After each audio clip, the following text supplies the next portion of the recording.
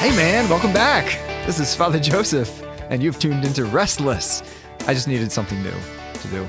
And you've joined Joe, Paul, and Angelica as together we young adults seek the face of Christ in the midst of this absolutely crazy and mixed up world. And I want to start with a funny story. So, Paul's giving me a look. No, go on. Okay. It started off great so far. Go on. Hashtag sarcasm. So we had a Faith on Tap at my new parish, St. Jude's in Monroe, and we advertised it from the pulpit, and we didn't get a huge turnout. But I did get an email from a 90-something-year-old parishioner who emailed me and said, I think it's a terrible scandal that you're having a young adult Catholic event at a bar. She says there should be no alcohol at young adult events. She sounds like a lot of fun. My thought is, well, where do you think the young adults are anyway? They're at bars. They're just meeting them where they're at. But so today we're going to talk about the Catholic attitude towards drugs and alcohol, because it's such a part of our life, such a part of our world. And I know Connecticut's, have they legalized recreational marijuana? They haven't distributed it yet or started getting the infrastructure ready to do so, but it's been decriminalized and it will be commercially available. Yeah. So obviously it's becoming kind of a bigger part of our life, and what should our attitude be? Not just to that, but to alcohol, which is kind of everywhere. I've been reading this really good book, but it's from like the 1940s and 50s, and it's funny because it's this book about like little short anecdotes about how to preach and things from a Protestant perspective, but a lot of it's focused on like one of the worst evils we got to preach against is drinking, because drinking is the cause of all evil in the world. And I'm like, wait a second, what? I missed that part of the story of creation in Genesis where Adam and Eve got drunk before they fell. I must have breezed over that too quickly. Yeah. My bad. No, but okay, here's a quick question for you. Do you know the first person to get drunk in the Bible?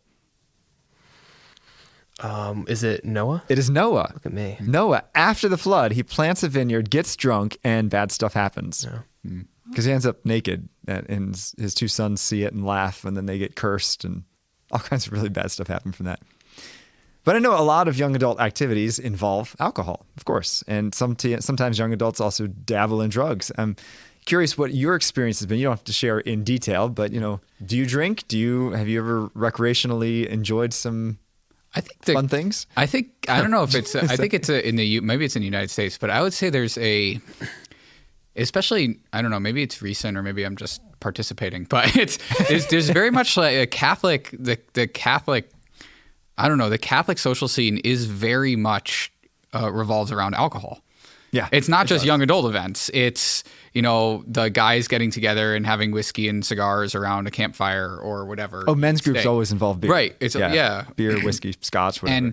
And I think there's something particularly, I don't know. There is something particularly Catholic about that. And well, I don't know. Was it Chesterton who said that the Catholic Church is the only church that sees no contradiction between the cross, the pint, and the pipe? He might have. I think that was Chesterton. That sounds like something he would say. Yeah, solid. I like that. Yeah, and so I don't know. I think there's something about that with Catholics in general that is, I don't know. It's somewhat special and unique. It's not like people are getting drunk all the time, but there is something about. Especially with Catholics, where there might be deep, theological and philosophical discussions. There's something about having alcohol that makes those discussions easier. It's true. I mean, it's true. In vino veritas, right? Yeah. So anyway, that's my intro to this discussion. Angelica, what do you think? Do you drink or? I do. I stopped for a while. I never really started. I just didn't know what to do with it. And all my siblings are younger, so I didn't really have anybody to guide me through any part of bars and stuff. You didn't drink with 4-year-old Daniel? No. No, I'm just kidding. But yeah, then I stopped for a bit. I didn't see a point to it. And then I think within the last year I started again. Maybe a year or two or something. My experience has been really good. I've come to appreciate it, and once you have somebody to guide you or find some kind of guide, then it becomes a thing that you can enjoy, and then you're not just drinking and scared that you'll get drunk. I think that's been a lot of my experience. What is this? And I actually can smell this thing and pick out different notes, and I don't know. It's like a whole new world. That totally amazes me when people can do that. Because Yeah. I'm like, it smells like wine. I don't know. I can't tell. Like Yeah. the notes of oak and Oh, oak. strawberry. You can tell oak. Really? I can teach you to smell oak. Yeah, no problem. We at one of my parishes at St. Mary's in Bethel, we actually had a professional sommelier who was a parishioner, and he's one of only 6 people in the entire world to have 2 master's degrees in wine. It's remarkable what he had to do to get this. I was there when he was training, and he would blindfold himself and have to sample different wines and know exactly what year, where it came from. I'm like, how in the world? So he gave this wine tasting lesson to all the men in the men's group just to kind of teach us how to appreciate the good things in wine. And I personally don't drink. I took a private vow of not drinking when I turned 21. So I was there and I was trying to do the smelling part, which apparently you can get a little bit buzzed on smelling alcohol because it does vaporize. I learned that the hard way that night. Yeah, I know, right? Who knew? But I've smelled a lot of wine. I haven't felt anything. Go on. If you don't drink, then smelling is probably close enough for yeah, you. it made me feel a little different. But he's like, sniff it and smell the oak. I'm like, I don't know what you're talking about. It smells like wine to me. Yeah. I don't know. Yeah, I didn't start drinking till I was 26. I waited a long time. I think partially my brother was an alcoholic, and so that had a big impact on me. And so after he passed away, it was still a couple years. But then it was like I don't know, it was like it was an irrational fear I think I had to it. But I'm also like a huge foodie, and food and wine is important. And so I actually started just buying like not expensive wines, but probably more expensive wines than one would do At 26? No, to like start drinking. Oh, okay. Because I knew a lot about wine without ever having drinking it. Yeah. Does alcoholism run in families? Is that genetic? So he has a different dad than me, and they're Irish, and Okay. they did have some of that in their family. Yeah. Gotcha. Yeah, I didn't drink for a while. Didn't quite make it to 26. But I think you're 26 now. So. I'm not. So Oh, there you yeah. Yeah, I didn't drink for most of college, and it was sort of part of my identity that I was the guy who didn't drink. Designated driver. It's kind of rough. Yeah, well, and it's funny because it's funny how there's like a stickiness to your identity, because like long after I was drinking like on the regular, I would still be saying, and one time I caught myself and I was like, I can't, like I'm drinking at the moment, like I can't say I don't, like it doesn't work that way. Yeah, I mean, I was just a very like sort of squarish, like straight-laced kid and just followed rules, like, because that's what one did. And so therefore I luckily skipped over the part of like drinking really awful like malt beverages out of big cans. That phase of college luckily passed me by. But yeah, I mean, I've never done any kind of drug. But when it comes to alcohol, I mean, I think that I'm really into the craft cocktail culture. So I enjoy making interesting cocktails, experimenting with different things. And that is itself, first of all, kind of an art form, which is fun to participate in. And there's interesting culture around it. But also I have found in my own life that it has facilitated all kinds of great moments of encounter with people. And it's deepened relationships in ways that would not have happened otherwise, partially because since men aren't really like capable of talking about their feelings without something to distract them, which is why we like do things like build things and break things and hunt and stuff like that. Like shoot guns. Yeah, right. So like, talking about a cocktail or like sharing a glass of whiskey is a way for, I think, especially for men to bond in a way that makes them forget that they're being vulnerable. Right. That's very true. Yeah, it's actually quite true, and I will say that I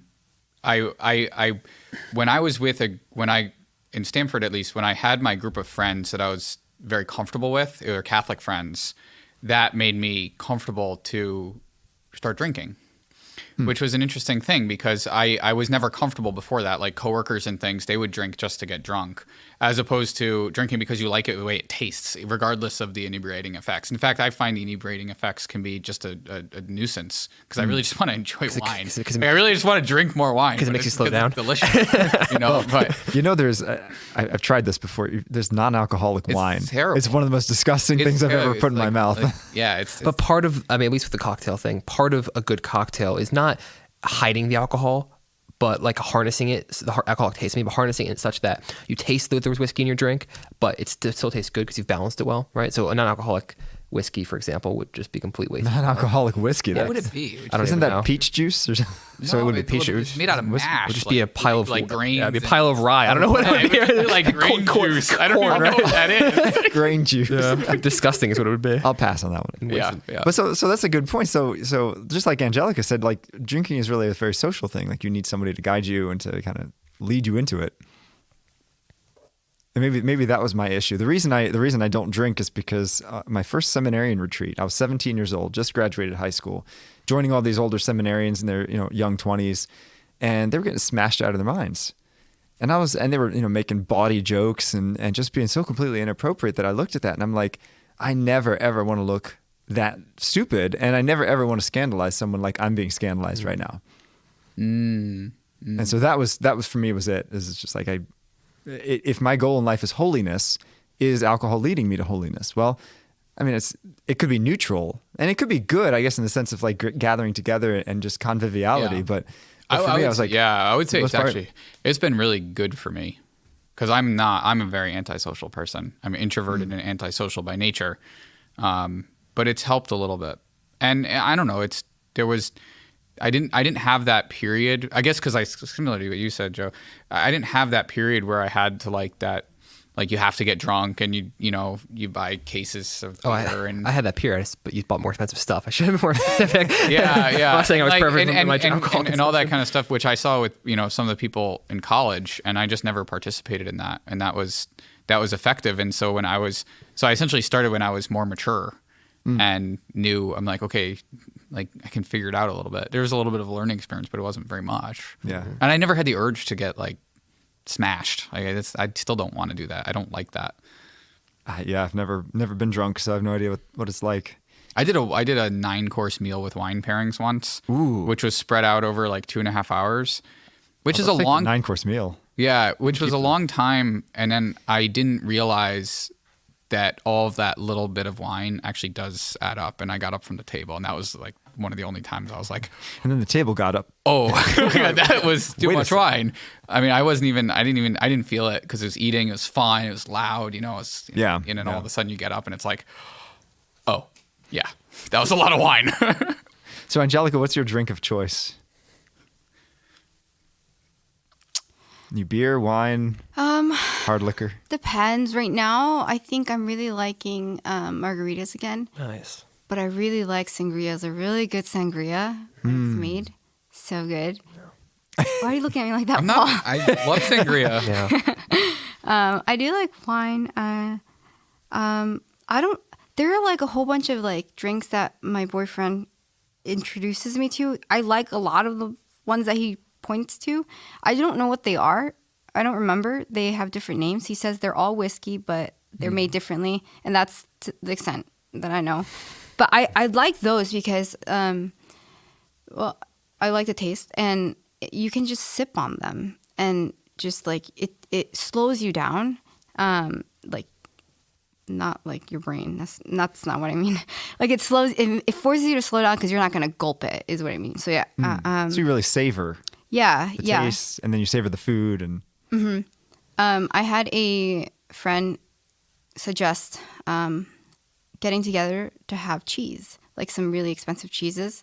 And she argued that it's a very Catholic thing to do, cheese and wine, because we can take little bits of these things and really appreciate them and just live in that moment, not just to have the stuff, but to do it in community and share that. So I think that's overall how I see alcohol, at least now. that's actually a great insight. It reminds me of a funny story. So back in probably 15 years ago, the Italian bishops had this big debate as to whether or not fast food was immoral.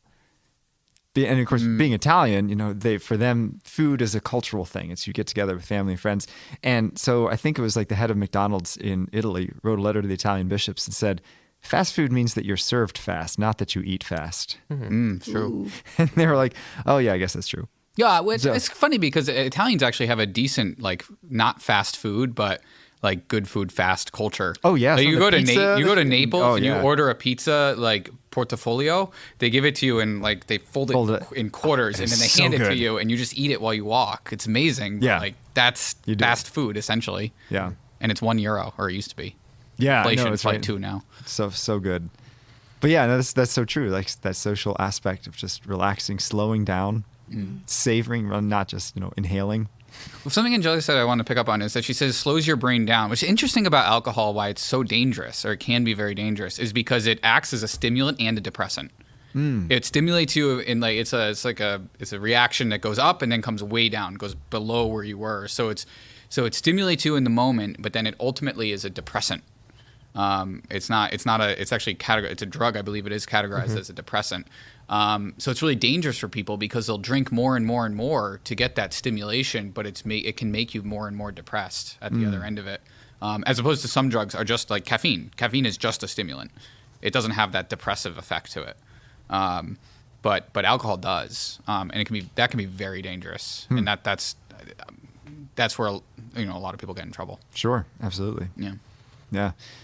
So I just want to clarify for our listeners that actually let me ask you if you know. So obviously alcohol with any of God's good gifts is if overuse is sinful. And I believe that, you can be mortally sinful. So what is the line for sinfulness in terms of alcohol? Like when you got up from that table and we're like, whoa, do you think that crossed the line? I think in the Summa, there's a thing where there's like an out where if you don't know like the alcohol content of the thing that you're drinking, yes, that's true. Like an out, right? That's true. Well, it's not. It's just it decreases your moral culpability. Yeah, moral culpability. Yeah, and so that might be the line between mortal sin and venial sin. So I would say yes, it's a sin, but it's like I don't know. There's a wide range there. I would say that if you're I think the kind of the worst I see it, maybe, I mean, correct me if I'm wrong, is that if you intentionally go outside, I'm getting drunk tonight, and then go off and do a whole bunch of other mortal sins on top of that, then certainly that sounds like a mortal sin to me. Yeah, definitely, absolutely. Yeah. I think about it like sort of working backwards, so like holding like intentionality stable. So right, like 'cause obviously what you intend to do matters a lot, but sort of ignoring that for a moment, I work backwards. So like if you are vomiting or like stumbling all over the place or something like that, right, then that's or just blacking out entirely, right? That's sort of like the obviously mortal sin category to me. And like stepping backwards, like okay, well, if you get to the point where you're slurring your words and like you can't like grab a doorknob and you can't walk a straight line, like that's also, I would say, like at least on the cusp, if not over it. But also, I mean, like an experienced drinker recognizes the beginnings of those signs in yourself, and you say, okay, like I'm going to slow down. Like the first time that you kind of stumble over your words, you think to yourself, okay, like take a break for 10 minutes, and you can kind of regulate yourself that way. Like it's interesting that if you know your body well enough and how it reacts to alcohol, you really can regulate yourself and keep yourself sort of in the green. But that requires a mindset of like, I'm not drinking to get drunk. Like my goal here is not to end up drunk. That's not the point. The point is just to enjoy this drink or this 2 drinks or whatever, and I'm gonna navigate it in a responsible way. Yeah. I think one of the things that happens to me sometimes, and I never intentionally get drunk, and I don't like getting drunk, and I don't really get drunk much. But sometimes when I feel the effects of the alcohol, more to say it kindly, is if I'll just go periods where I just like don't drink. I just don't even think about it. Like I have like 50 or 60 bottles of wine at home all the time, and I just don't touch them for whatever reason, and I very rarely like drink during the week or whatever. So, but it's when I like have the next glass of wine, even like one glass of wine, I'll be like, oh wow, like I really like, even over the past 4 weeks, you lose tolerance. It's amazing how your body adjusts and reacts. And Interesting. Maybe that's why I was tipsy after breathing. It probably is true. That's absolutely why I don't drink. That's absolutely what it is. Your body absolutely. That's the real thing. What is this chemical in here? Yeah. I don't know. So St. Thomas Aquinas actually had an interesting quote. He said, "Drink to the point of hilarity." He didn't say it. He didn't say that? There's no record of him saying it. Really? It's one of those like Killjoy. It's one of those things. It's like St. Francis saying, No, it's like preach the gospel at all times, if necessary, use words, which he never said. Or let them eat cake and all that kind of stuff. Those are all just... Oh, Marie Antoinette never said that? No. I didn't know that. No, likely not. But anyway, do you agree with that idea, though? Drink to the point of hilarity? I think it goes back to allowing you to... It does reduce your inhibitions, and that can be very positive. That can have a lot of positive effects, especially for people like me. What do you think, Angelica? At what point is like good and healthy? I think it depends on the person, and it's to their own. Each person needs to use their discernment skills. And each person, I think, depending on where they are in their life, need to decide in that moment if they're going to have a drink in the first place. I think you could sin by just having one drink and with like a low alcohol content. If you know that for the past, I don't know, 5-6 times, maybe even less, you've made mistakes or it has caused you to sin in other ways, or if you start with the depressive thoughts, like, I think then you should stay away from it. I specifically don't drink. So why you drink is equally as important as what you drink and how much you drink. Yeah, I don't drink. If I won't have a glass of wine if I'm by myself, because I've noticed that, like, all of a sudden I'm kind of sad. So I've made the decision to not, even if it's just one glass of wine, because of seeing that trend, and I believe that the Lord allows us to see these things so that we can take action. But I'd ask why are you doing this? Are you doing this to forget about yourself, to forget something? Are you doing this to, like, be someone else? Are you doing this to fit in? I think there are just a lot of basic questions that somebody can ask themselves. Then they can see if it is a sin. Yeah, that's an excellent point. And kind of connected with that, I think it matters who you surround yourself with when you're drinking. You know, because if you're at a good Catholic event and you drink, and maybe you do kind of lose your inhibitions, at least you know that there hopefully won't be any sin involved. But if it's a woman going to a bar who, after one drink, she's very open to whatever a guy proposes, then all of a sudden, then I think it would be a totally different scenario. Yeah. Yeah, and there's all different. I completely agree, and sometimes, like, drinking to the point of hilarity might be 0 drinks for some people. You know what I mean? No, seriously, where there's no on or off, right? Yeah. There's no mid. It's either on or off. There's no midpoint.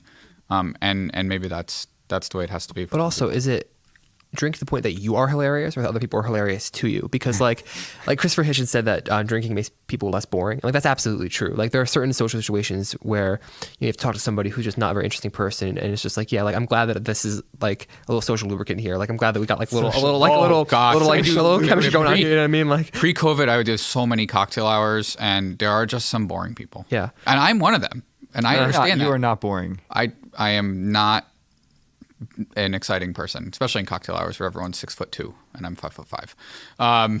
It's very Sounds hard. like this guy's got a. I was gonna say, what is the connection now? Because it's important. So it helps. So it's important. So when you're a short guy going to a lot of cocktail parties, especially in Texas, where the average height of a man is like 6'4", it's actually a thing in cocktail hours where people are standing. People link eyes when they're walking around. That's how, and like we do that now. Like, even when we're sitting in this room, we look at each other's eyes when they're speaking. And that's what happens at cocktail parties. People link eyes with one another, and then they come together because of that and then start talking. Well, I have a problem because I'm short.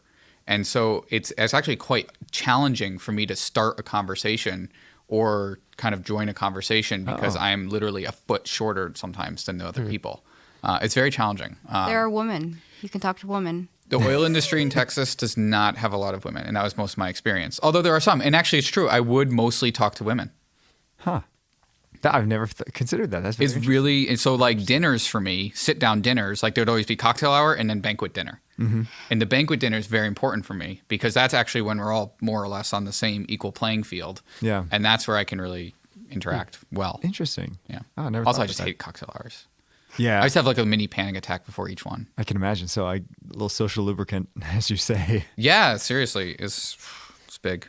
So let's quickly turn to the other kind of topic. So alcohol, but there's also drugs, obviously, and I think it goes without saying that hard drugs, cocaine, heroin, anything like that is definitely mortally sinful, without a doubt, and so destructive to our life. But what about marijuana? Because a lot of people, and I've had a lot of people, especially high school students, try to convince me that, there's nothing wrong with it. Is there anything wrong with it recreationally?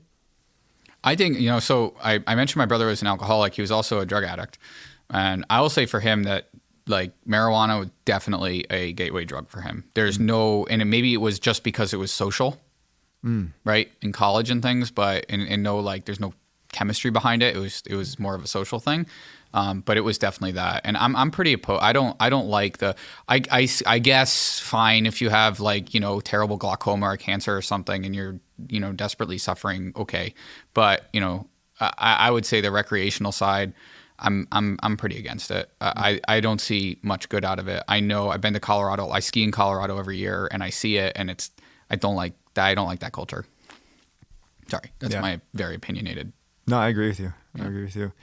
Although when I ran a youth group at a certain parish that shall remain nameless, it was in a very inner city urban environment, and we used to just get these clouds of marijuana smoke from the people who lived behind us.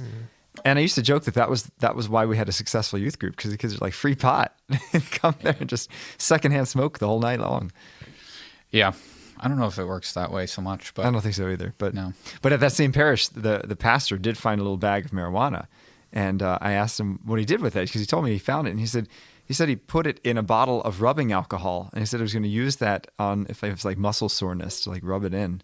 I was like, I don't know if it works, but That sounds. it's like CBD extract. I mean, guess that's so. essentially what it is. guess so. I I mean, don't you know. also have THC in there. I guess if you're not ingesting it, it's not as. Well, I have no idea. I don't know it either. I have no idea. It is I mean, he's smart though, because he's using an organic solvent, so it's kind of cool. Or something that would or digest an organic. Yeah, As good as acetone. I don't know. What do you think, Angelica? Are you on the topic of marijuana? Recreational? Okay? Not okay? I don't know what the point of it really is. I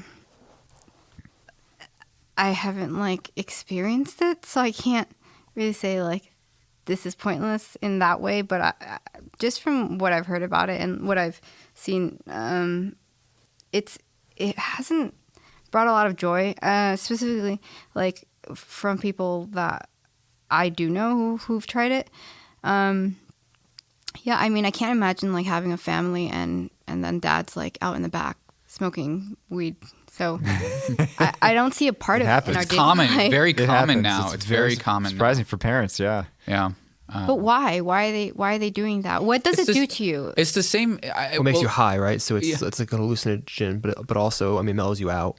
Yeah. Right. Makes it's a everything very relaxant amusing and to it's you. a depressant. It's I don't think it's I don't think it's considered a depressant. I believe it's depressant. I don't know. Anyway, We'll Google that on Siri after the episode. Google that on Siri. No, that's not iPhone user right there. I understand. Was Yeah. Siri that? I don't know. Maybe somebody on MySpace knows about it, Father. You can check. Yeah. You can check there. Gotta check the Google. Burn. So yeah, I mean, I think that's the thing, and I think it's the same reason why a lot of people drink too. It's it's a similar thing. I would say if you're gonna like get terribly belligerently drunk, or if you were gonna have a mutually exclusive option between getting belligerently drunk or getting really high, I'd probably might say high, because you don't get belligerently high. It's rare. It can happen, but it's not as common. Yeah. I would say.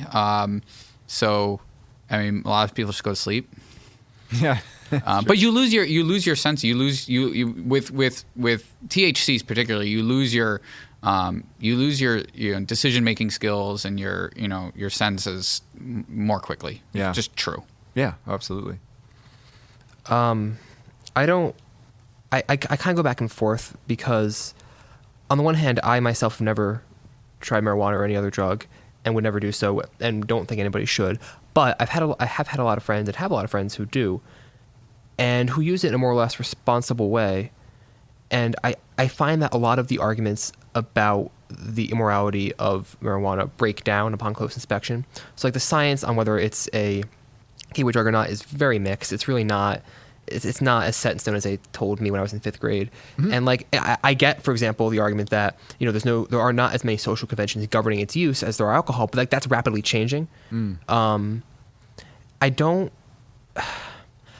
I think for me, part of the problem is that it's more difficult to regulate yourself how much you're having and what the effects will be. So like, I know that what will happen to me if I have a glass of whiskey, if I've eaten a certain, like I know how to regulate that for myself very well, to the point where I can go out and if I'm there long enough, I can have several drinks and still be well within the legal limit to drive. But like, how do you do that with marijuana? And if I could tell a really quick story, which is somewhat amusing, and I think illustrates my point. So when I was at Marist at college, we went grocery shopping, myself and the 3 guys I lived with, all of whom except for me took an edible before we left. An edible, of course, is like a cookie or something that has marijuana in it. So we get back, and one of my friends, whose name we'll call Andrew because that's his name. We'll just use his name. I'm sure he doesn't listen to this. Yeah, no, he podcast. doesn't. His name is Andres. I was in the middle of cooking, and he walks in, like, clutching his chest, all out of breath. And I was like, Andrew, you all right? And he's like, I think I need to go to the hospital. Would you call an ambulance? I was like, well, I'll just take you. So I think he's having a panic attack. So I went to my one friend and I said, Mark, 'cause that's his name. I said, I'm taking Andrew to the hospital. Can you just make sure the stove cools down? He's like, what? Completely like not able to process what I just said. So I was like, all right, thank you for your help. Sit back down. You're clearly too high to help me. So I went to Connor, because that's his name. And I said, Connor, I'm trying to take Andrew to the hospital. Can you blah, blah, blah. And he looked over at me from his bed and was like, what? And I was like, okay, you are well beyond helping me. At that point, it was like, had we been drinking, anybody could have sobered up in the moment and got what needed to happen and like help me make sure that the stove I was just using would turn off. But like, because they're all high, no one's helping me. And it turns out, by the way, that my brilliant housemate ran out of his anti-anxiety medicine and decided to just self-medicate with marijuana until he got his next dose. And wouldn't you know, that caused a panic attack.